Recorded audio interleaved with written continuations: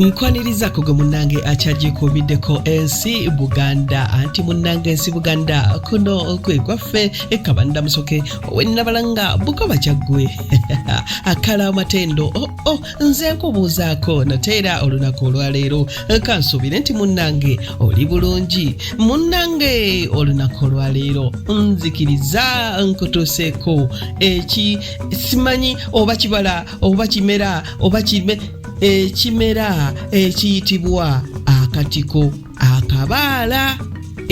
Omanyi obutiko bungi naye nzikiriza olwaleero nkutuuseeko akatiko akabaala waliwo ebikagenderako biyitirivu nnyo munnanga akatiko akabaala ako kuulaba munnange kawoomu nnyo kamera nga katonotono bwe kati kaba n'akagulu katono n'akatwe nga kalyawo kasaamusaamu kaba keeru ddala okusukka ku butiko obulala nko kaba keeru naye no waggulu ku katwe kaako kamanyi okussaako akantu akalyawo akalinga akakitakataka.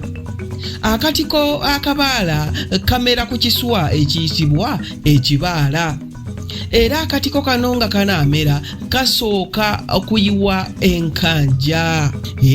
Enkanja ze zisooka okuyiwa awo nno n'olyoka omanya nti munnange nno wano wanaamerawo akatiko akabaala.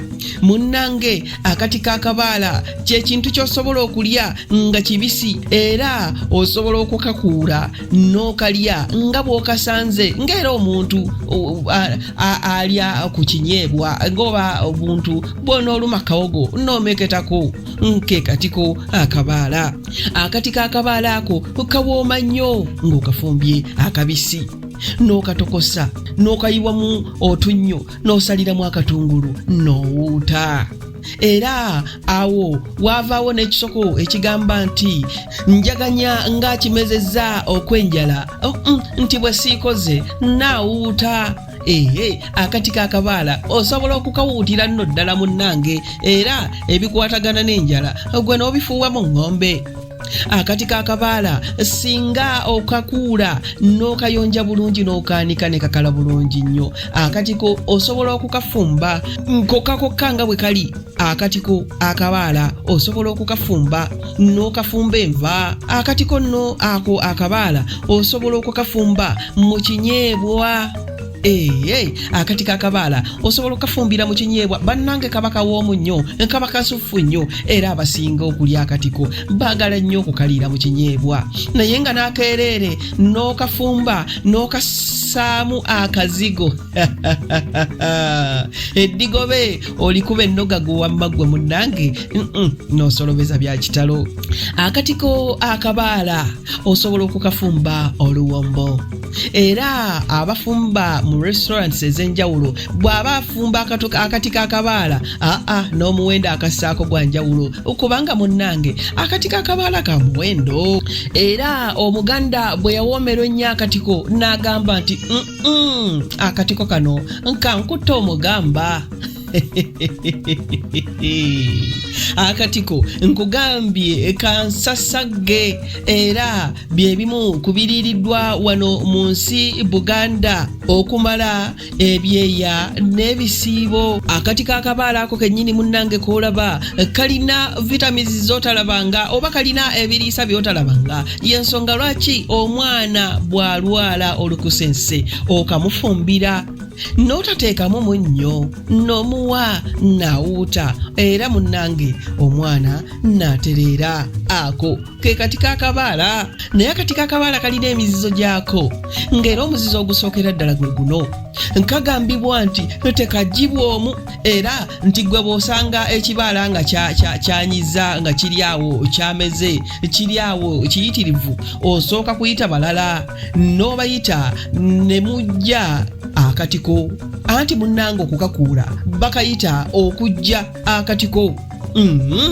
Akatiko akabaala mbukayitibwa mufu y'ensonga lwaki tekakuulwa omu oba tekagibwa omu. Akatiko nno akabaala ako kalina emigaso nfaafa era ng'omugaso ogumu ku gyo akatiko ako koolaba kamanyi n'okwalula abaana.